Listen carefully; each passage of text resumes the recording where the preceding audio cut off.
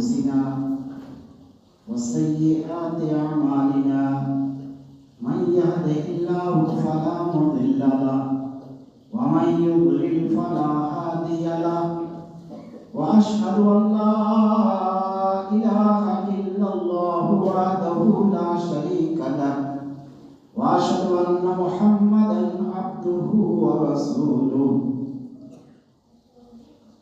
يا أيها الذين آمنوا اتقوا الله حق تقاته ولا تموتن إلا وأنتم مسلمون يا أيها الناس اتقوا ربكم الذي خلقكم من نفس واحدة وخلق منها زوجها وبث منهما رجالا كثيرا ونساء واتقوا الله الذي تساءلون به والأرحام إن الله كان عليكم رقيبا يا أيها الذين آمنوا اتقوا الله وقولوا قولا سديدا يصلح لكم أعمالكم ويغفر لكم ذنوبكم ومن يطع الله ورسوله فقد فاز فوزا عظيما أما بعد فإن خير الحديث كتاب الله وخير الهدي هدي محمد صلى الله عليه وسلم وشر الأمور محدثاتها وكل محدثة بدعة وكل بدعة ضلالة وكل ضلالة في النار وقال الله تبارك وتعالى في كلامه الكريم أعوذ بالله من الشيطان الرجيم بسم الله الرحمن الرحيم يا أيها الذين آمنوا قوا أنفسكم وأهليكم نارا وقودها الناس والحجارة عليها ملائكة غلاظ شداد لا يعصون الله ما أمرهم ويفعلون ما يؤمرون فرمایا رب العالمین نے قرآن مقدس کی سورہ تحریم میں اے ایمان والو یا ایھا الذین آمنو اے ایمان والو قوا انفسکم تم اپنے نفسوں کو بچاؤ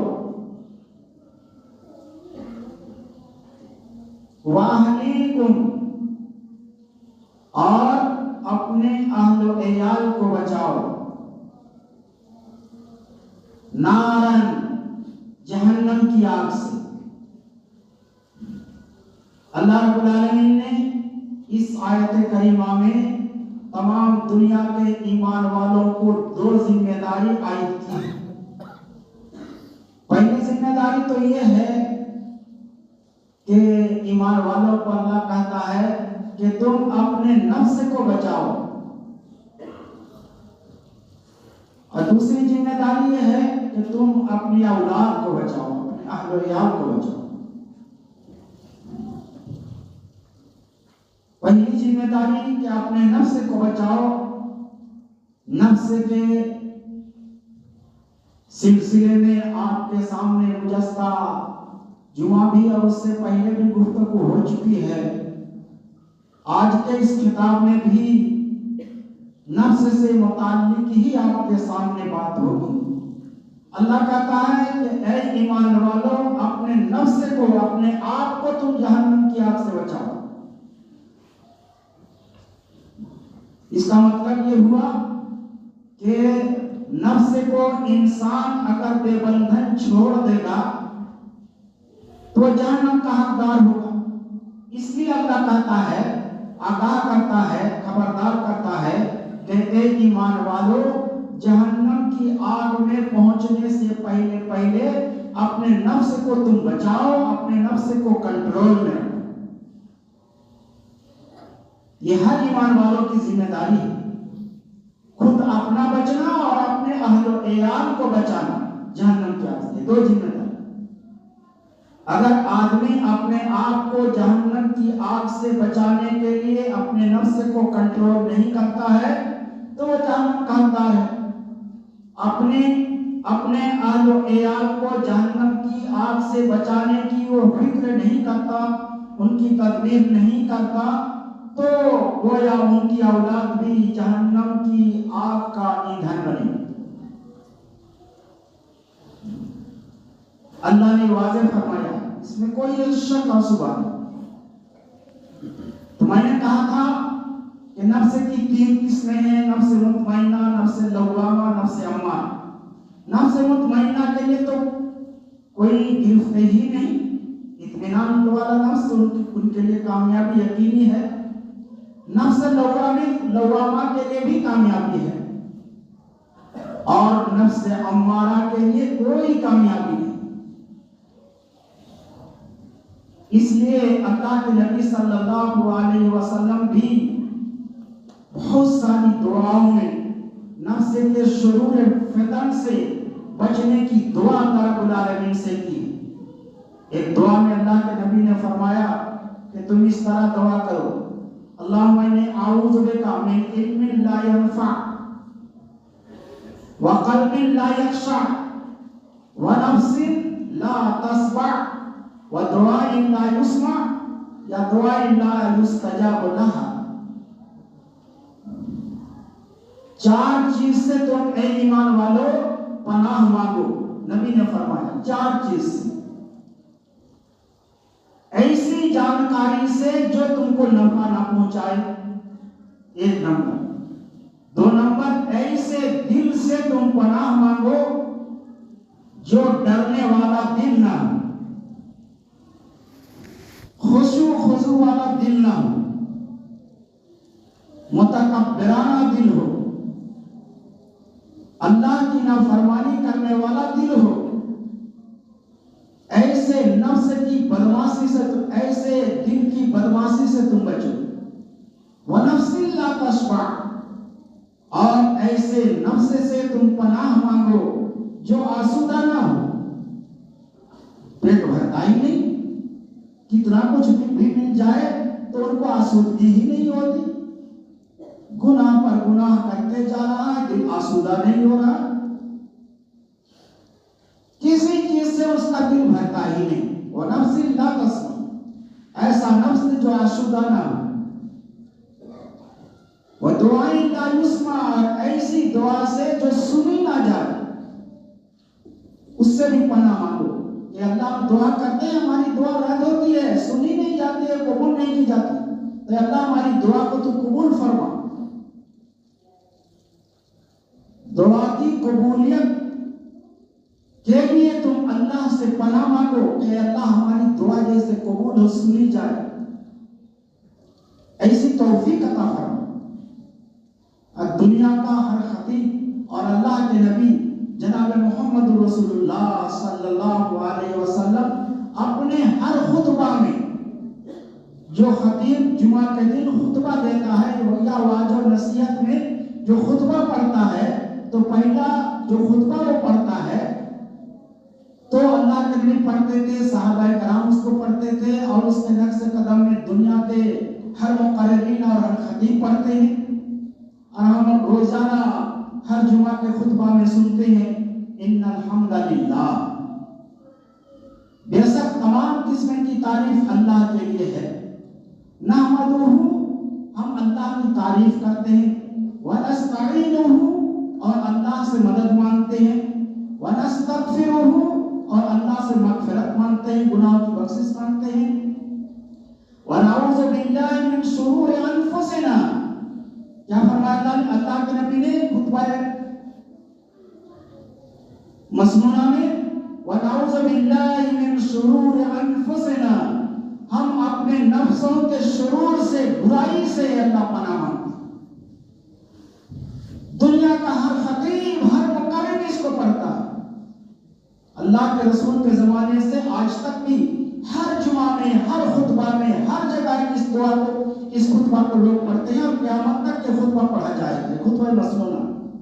وَنَعُوذُ بِاللَّهِ مِن شُرُورِ أَنفُسِنَا، اور آگے فرمایا وَسَيِّئَاتِ أَعْمَالِنَا، اور ہم اپنے اعمال کی برائی سے پناہ مانگتے ہیں۔ نعوذ باللہ من شرور انفسنا وسیئات اعمالنا، من یہدہ اللہ فلا مضل لہ، جس کو اللہ ہدایت دے دے اس کو کوئی گمراہ کرنے والا نہیں، ومن یضلل فلا ہادی لہ، جس کو اللہ گمراہ کر دے اس کو کوئی ہدایت دینے والا نہیں۔ تو خطبہ مسنونہ میں بھی ہر خطیب گویا لوگوں کو یہ سناتے ہیں کہ ہم کو چاہیے کہ اپنے نفس کے فتنوں سے پناہ مانگیں، اپنے نفسوں کے شرور سے، برائیوں سے ہم پناہ مانگیں۔ اس لیے کہتے ہیں نعوذ باللہ من شرور انفسنا۔ ان تماموں کے باوجود ہم بہت بچنے کی کوشش کرتے ہیں، لیکن انسان ہونے کی وجہ سے گناہ کا امکان ہے، گناہ ہو سکتا ہے، لیکن گناہوں پر اصرار کرنا، یعنی بار بار اس گناہ کو کرنا، یہ سب سے خطرناک ہے۔ گناہ سرزد ہو گیا، اس کے بعد سچے دل سے اللہ سے توبہ کیا، ان تمام شرائط و قیود کو پورا کرتے ہوئے جو قبولیت توبہ کی شرطیں ہیں، تو اللہ رب العالمین اس کو پاک اور صاف کر دیتا ہے، اس کو پاک اور صاف کر دیتا ہے۔ لیکن آدمی گناہ کرنے کے بعد اس کو چھپانے کی بڑی کوشش کرتا ہے، اور بہت سارے لوگ جس آدمی نے گناہ کیا ہے جانتے ہوئے بھی اس کے ہمنوا اور اس کے ساتھی اور ہمدرد بن جاتے ہیں، اور سب مل کر کے اس کو بچانے کی کوشش کرتے ہیں۔ یہی آج کا پوری دنیا میں ماحول ہے۔ لیکن زمانہ اسلام میں، خیر القرون میں ایسا نہیں تھا۔ اگر ان سے کسی قسم کی کوئی غلطی ہو جاتی تھی، گناہ سرزد ہو جاتا تھا، تو فوراً ان کے دل کانپنے لگتے تھے، ڈر جایا کرتے تھے، خوف کھایا کرتے تھے، اور اس گناہ سے بچنے کے لیے یا اس کی سزا سے اپنے آپ کو دور رکھنے کے لیے جو شریعت نے ترکیب بتائی ہیں، ان ترکیبوں پر وہ عمل کرنے کے لیے بےتاب ہو جایا کرتے تھے۔ مسلم صحیح مسلم جلد ثانی کتاب الحدود کے اندر ایک روایت آئی ہے، حضرت بریدہ رضی اللہ تعالیٰ عنہ راوی حدیث ہیں، وہ بیان فرماتے ہیں کہ ہم لوگ اللہ کے نبی کی مجلس میں بیٹھے ہوئے تھے، اور ایک شخص جس کا نام معیذ بن مالک تھا، وہ آیا اور اللہ کے رسول سے کہا طہرنی یا رسول اللہ، اے اللہ کے رسول مجھے پاک اور صاف کیجیے۔ اللہ کے نبی نے دھیان نہیں دیا، کہا وَيْحَكَ ارْجِعْ فَاسْتَغْفِرِ اللَّهَ وَتُوبْ إِلَيْهِ، افسوس تجھ پر، جاؤ توبہ کرو، استغفار کرو، اللہ سے معافی مانگو۔ وہ آدمی وہاں سے واپس جانے لگا، تھوڑی دور گیا، پھر واپس آیا اور کہا آ کر کے اللہ کے رسول سے یا رسول اللہ طہرنی، اے اللہ کے رسول مجھے پاک اور صاف کیجیے۔ اللہ کے نبی نے پھر فرمایا وَيْحَكَ ارْجِعْ فَاسْتَغْفِرِ اللَّهَ وَتُوبْ إِلَيْهِ، جاؤ تجھ پر افسوس ہو، توبہ کرو، استغفار کرو، اللہ سے معافی مانگو۔ وہ آدمی چلا گیا، دوسری بار بھی چلا گیا، کچھ دور جانے کے بعد پھر واپس آیا اور اللہ کے رسول سے کہا طہرنی یا رسول اللہ، اے اللہ کے رسول مجھے پاک اور صاف کیجئے۔ اللہ کے رسول نے تیسری بار بھی فرمایا وَإِحَقَ ارْجِعْ فَاسْتَغْفِرِ اللَّهَ وَتُوبْ إِلَيْهِ، جاؤ توبہ کرو استغفار کرو۔ پھر چلا گیا، تیسری بار وہ واپس لوٹا لیکن دل نے نہیں مانا، گھر واپس نہیں کیا۔ پھر چوتھی بار اللہ کے رسول صلی اللہ علیہ وسلم کے پاس آیا اور اس نے کہا طہرنی یا رسول اللہ، اے اللہ کے رسول مجھے پاک کیجیے۔ تو اللہ کے رسول نے کہا فیما طاہرک، کس چیز سے میں تم کو پاک کروں؟ کہا انی زنیت، میں نے زنا کیا، زنا سے مجھ کو پاک کیجیے، پاک صاف کیجیے۔ اللہ کے رسول نے جو صحابہ کرام وہاں موجود تھے ان لوگوں سے پوچھا بتاؤ کیا یہ شخص پاگل ہے؟ ان کے دماغ میں خبط الہوا سی تعلیم آتی ہے۔ لوگوں نے کہا کہ نہیں اللہ کے رسول ایسی کوئی بات تو اس کے اندر نہیں ہے، ہم لوگ جانتے ہیں کہ یہ صحیح العقل ہے، سلیم الدماغ ہے، اچھا انسان ہے۔ اللہ کے رسول نے ایک آدمی سے کہا کہ اٹھو کیا سون کر کے تو دیکھو اس کے منہ میں کہیں اس نے شراب تو نہیں پیا ہے، اور شراب پی کر کے ایسی بہکی باتیں تو نہیں کہہ رہا۔ تو آدمی کھڑے ہو گئے، اس کے منہ کو سونگا تو کہا اللہ کے رسول اس کے منہ سے شراب کی بدبو نہیں آ رہی۔ 4 مرتبہ نبی نے 3 مرتبہ لوٹایا، چوتھی مرتبہ ان کی بات پر دھیان دیا، اس لیے کہ زنا کا اعتراف 4 مرتبہ نہیں کرنے کے بعد زنا ثابت نہیں ہوتا، یا 4 مرد اپنے آنکھوں سے اس حالت میں دیکھے کہ وہ آدمی اس عورت سے برائی کر رہا ہے اور وہ 4 آدمی گواہی دیں تب زنا ثابت ہوتی ہے۔ اور جب اس طرح سے زنا ثابت ہو جاتی ہے تو پھر اس کی سزا اتنی بڑی اسلام میں ہے کہ اس کو زمین میں چھاتی تک گڑا کر کے گاڑ دو اور چاروں طرف سے اینٹ پتھر مار کر کے اس کو ہلاک کر دو۔ اگر وہ اس بھاگ گیا تو اس کو بھاگنے دو۔ تو اس آدمی نے کہا چوتھی مرتبہ بھی کہ ہم نے زنا کیا، مجھے پاک کیا جائے۔ اتنا ڈر اس کام کے کرنے کے بعد دل کے اندر پیدا ہوا تھا، مرنے کے لیے تیار ہو گیا کہ یہاں ہم کو مار کر ختم کیا جائے گا، میں پاک صاف ہو جاؤں گا، اللہ کے دربار میں میری پکڑ نہیں ہوگی۔ آخرت کی فکر کتنی تھی، اور گناہوں سے بچنے کے لیے، گناہ اگر ہو گیا تو اس کے ساتھ پاک صاف ہونے کے لیے کتنے بےتاب رہا کرتے تھے۔ چنانچہ اللہ کے نبی نے صحابہ کرام کو حکم دیا کہ جاؤ ان کو لے جاؤ، ان کو رجم کرو۔ صحابہ کرام کہتے ہیں ہم ان کو بقیع غرقد میں لے کر کے گئے، قبرستان، مدینے کے قبرستان کا نام بقیع ہے، ان کو بقیع غرقد کہا جاتا ہے، لے کر کے گئے، گڑھا کھودا اور ان کو چاروں طرف سے پتھر اینٹ مار کر کے ہم نے ہلاک کر دیا، مر گئے۔ ایسا ہوا 2 کروڑ لوگ ہو گئے۔ ان کے انتقال کے بعد آپس میں 2 گروہ بن گیا۔ ایک نے کہا کہ یہ اپنے گناہوں کی وجہ سے ہلاک اور برباد کر دیا گیا۔ دوسرے گروہ نے کہا کہ نہیں، اس نے تو اپنے نفس کو پاک کرنے کے لیے اللہ کے نبی کے پاس آ کر ہاتھ میں ہاتھ ڈال کر، آنکھوں میں آنکھ ڈال کر یہ کہا کہ مجھے پاک صاف کیجیے، تو یہ تو بہت اچھا انسان ہوا کہ اپنے گناہوں کی پاکی، اپنے گناہوں سے توبہ انہوں نے اس طرح سے کی۔ اس طریقے سے لوگ گفتگو کر رہے تھے۔ اللہ کے نبی صلی اللہ علیہ وسلم نے ان کی گفتگو کو سنا، کچھ نہیں کہا، خاموش رہے۔ 3 دن گزرنے کے بعد اللہ کے نبی صلی اللہ علیہ وسلم باہر آئے، لوگوں کو جمع کیا، کہا کہ ماعز بن مالک کے بارے میں جن کو سنسار کیا گیا، رجم کیا گیا، ان کے بارے میں اس طرح کی تم باتیں کہتے ہو، ان کے لیے استغفار کرو۔ استغفروا لماعز بن مالک، ماعز بن مالک کے لیے تم استغفار کرو، ان کی مغفرت کی دعا کرو، ان کی بخشش کی دعا کرو۔ لوگوں نے کہا اللہم استغفر لماعز بن مالک، اے اللہ ماعز بن مالک کو بخش دے۔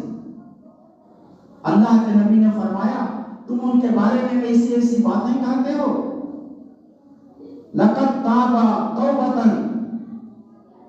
لو قسمت بین اہل المدینہ لو قسمت بین امت لوسعتہم، اس نے ایسی توبہ کی ہے، ایسی سچی توبہ انہوں نے کی ہے، اگر اس کی توبہ کو ایک امت کے لوگوں پر تقسیم کر دی جائے تو سب کی بخشش ہو جائے، اللہ ان کے لیے سب کی کفایت کر جائے گا، گنجائش ہو جائے گی کہ سب کس لوگوں کو بخش دیا جائے۔ ایسی توبہ کی۔ میں یہ کہہ رہا تھا کہ ہم گناہوں کو چھپانے کی بڑی کوشش کرتے ہیں، پارٹی بازی ہو جاتی ہے، جھگڑا ہو جاتا ہے، لیکن صحابہ کرام یا خیر القرون کے لوگ اس طرح سے نہیں تھے۔ گناہ سرزد ہونے کے بعد بے چین ہو جایا کرتے تھے، ڈر جاتے تھے، خوف محسوس ہوتا تھا کہ اب ہمارا کیا ہوگا، اللہ رب العالمین ہم کو دیکھ رہا ہے، سخت سے سخت عذاب ہوگا، تو اس سے اچھا ہے کہ بہتر یہ ہے کہ اس دنیا میں پاکی اور صفائی ہو جائے۔ ٹھیک جس دن حضرت ماعز بن مالک کو سنسار کیا گیا، اس کے دوسرے دن ایک عورت آئی، غامدیہ اس عورت کا نام حدیث کی کتابوں میں لکھا ہوا ہے۔ وہ آئی، اس نے کہا اللہ کے رسول طاہر نہیں، مجھے پاک کیجیے۔ اللہ کے رسول نے کہا جاؤ، واپس جاؤ، استغفر اللہ وتوبی الیہ، افسوس تجھ پر، واپس جاؤ، استغفار کرو، توبہ کرو۔ اس عورت نے کہا اے اللہ کے رسول، کیا مجھے اسی طرح واپس کریں گے جس طرح ماعز بن مالک کو واپس کر رہے تھے؟ میں نے زنا کیا، پاکی حاصل کرنے کے لیے آپ کے پاس آئی ہوں۔ مرد تو مرد، عورتوں سے اگر گناہ ہو جایا کرتا تھا تو اس طرح سے ڈرنے والی عورتیں تھیں، تو آپ بھی مجھے انہی کی طرح بار بار واپس کریں گے؟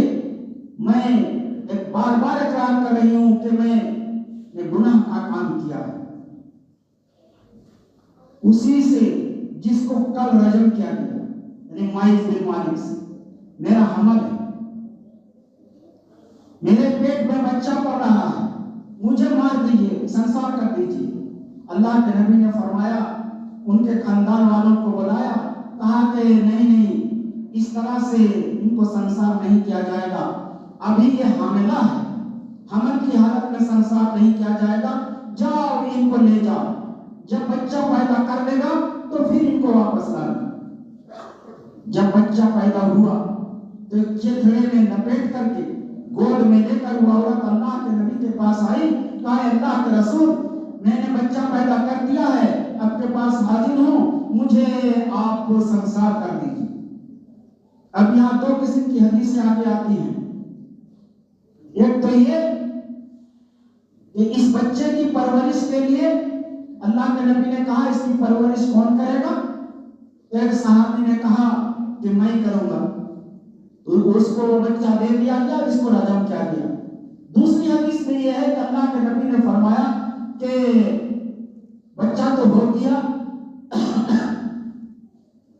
اب ایسا کرو کہ تم اس کو دودھ پلاؤ، جب یہ مدت رضاعت پوری کر لے گا، دودھ پلانے کی مدت 2 سال، 2 سال یہ مدت پوری کر لے گا اور کچھ کھانے پینے کے لائق ہو جائے گا تو تم میرے پاس آؤ۔ 2 سال گزر گیا، دودھ پینے کی مدت پوری ہو گئی، تو وہ عورت اللہ کے رسول کے پاس پھر آئی اور بچے کے ہاتھ میں روٹی کا ٹکڑا دے دیا تھا۔ اللہ کے نبی سے کہا ہے کہ اللہ کے رسول دیکھیے یہ بچہ اب کھانے کے قابل ہو گیا ہے، ہاتھ میں ٹکڑا روٹی کا ٹکڑا۔ اللہ کے نبی نے ایک انصاری صحابی کو وہ بچہ دے دیا کہ اس کی پرورش کرو، اور صحابہ کرام سے کہا کہ جاؤ اس کو رجم کر دو۔ اللہ کے رسول کے ساتھی ان کو لے گئے، کپڑوں کو سختی کے ساتھ مضبوطی کے ساتھ باندھ دیا گیا، گڑھے میں اتارا گیا اور چاروں طرف سے مار دیا گیا۔ حضرت خالد رضی اللہ تعالیٰ عنہ جن کو سیف اللہ کہا گیا ہے، بہت بڑے بہادر انسان تھے، وہ بھی ان لوگوں کے ساتھ وہاں پہنچے ہوئے تھے۔ انہوں نے ایک پتھر لیا اور ان کے سر پر مارا، جس سے ان کے سر سے خون نکلا اور حضرت خالد رضی اللہ تعالیٰ عنہ کے منہ میں لگ گئی۔ ان کو ذرا سا غصہ آیا اور کچھ لفظ اس نے استعمال کیا۔ اللہ کے نبی صلی اللہ علیہ وسلم نے کہا مَعْلَمْ يَا خَالِدْ فَوَالَّذِي نَفْسِي بِيَدِهِ لَقَدْ تَابَتْ تَوْبَةً لَوْ قُسِمَتْ بَيْنَ مَقْسٍ لَا غُفِرَ لَهُ۔ رک جاؤ اے خالد، قسم اس ذات کی جس کے قبضے قدرت میں میری جان ہے، اس عورت نے ایسی توبہ کی ہے کہ اگر کوئی ظالم چنگی لینے والا جو دوسروں کا مال زبردستی لوٹتا ہے، لیتا ہے، چنگی لیتا ہے، وہ بھی اگر ایسا کہتا اور اس طریقے سے کرتا تو اللہ رب العالمین اس کے گناہ کو بھی بخش دیتا۔ میرے بھائیوں، میں نے کہا قرآن کریم کی آیت کریمہ یا ایھا الذین آمنوا قوا انفسکم واہلیکم نارا، اہلیکم کی بات تو آگے ہے۔ اللہ نے حکم دے رہا ہے کہ تم اپنے آپ کو جہنم کی آگ سے بچاؤ، اپنے آپ کو جہنم کی آگ سے بچاؤ۔ کیا ہم اس کے لیے تیار ہیں کہ اپنے آپ کو ہم جہنم کی آگ سے بچا رہے ہیں؟ آج کے دور میں اس دنیا میں تو رجم نہیں کیا جا سکتا، سنسار نہیں کیا جا سکتا، لیکن اس کی صورت کیا ہوگی؟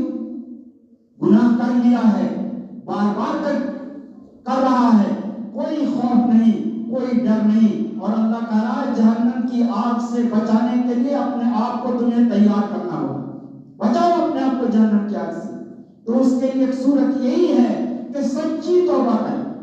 سچی توبہ کا مطلب یہ ہوا کہ آپ دل میں یہ اقرار کریں کہ آئندہ ہم کبھی بھی یہ نہیں کریں گے دوبارہ، ایک نمبر۔ دوسرے نمبر میں ندامت کا آنسو اس کے آنکھوں سے ٹپکے، یہ اقرار کرتے ہوئے کہ اے اللہ ہم نے یہ بہت بڑا جرم کیا ہے، بہت بڑا گناہ کیا ہے۔ آنکھوں سے آنسو کے قطرے ٹپکنا چاہیے، رونے لگے، اللہ تم معاف فرما دے، اللہ تو بخش دے۔ اور تیسری شرط اس کے لیے ہے کہ اگر کسی سے جھگڑا ہے، کسی سے کوئی ظلم و زیادتی ہے، کسی نے کسی کا حق دبایا ہے، اس توبہ کرنے والے نے کسی کا حق مارا ہے، کسی پر ظلم کیا ہے، کسی کو تھپڑ مارا ہے، کسی کو گالی دی ہے، کسی کی جائیداد کو اس نے قبضہ کیا ہے، وغیرہ وغیرہ جو حقوق العباد ہے، تو اس سے جب تک صلح صفائی نہیں کرتا ہے، اس آدمی سے جب تک اس کی صلح صفائی نہیں ہو جاتی ہے، اس سے وہ معافی نہیں مانگ لیتا ہے اور مظلوم ظالم کے گناہ کو معاف کرنے کے لیے تیار نہیں ہو جاتا ہے، اس وقت تک بھی اس کی توبہ قبول نہیں ہے۔ توبہ کے لیے یہ شرطیں ہیں۔ ہم رجم نہیں کیا جا سکتا، فوراً ہم گرفتار کر لیا جائے گا، فوراً لوگوں کو پولیس گرفتار کر کے لے جائے گی، لیکن ایسا تو کر سکتے ہیں یہاں کہ ہم آنسو بہائیں، روئیں، گر گرائیں، سچی توبہ اللہ سے کریں، آئندہ گناہ نہ کرنے کا ہم عہد کریں اللہ سے، اور صاحب حق کے حق کو اس تک لوٹانے کی ہم پوری کوشش کریں، تب ہماری توبہ قبول ہوگی اور اللہ کے یہاں پاک صاف ہو کر کے جائیں۔ اللہ رب العالمین سے دعا ہے کہ پروردگار عالم ہم کو ہر قسم کی گناہوں سے بچا لے، اور گناہ ہم سے سرزد ہوا ہے تو اس کو اس کی معافی کے لیے اور اس کی بخشش کے لیے اور سچی توبہ کے لیے اللہ ہمیں توفیق عطا فرما۔ وآخر دعوانا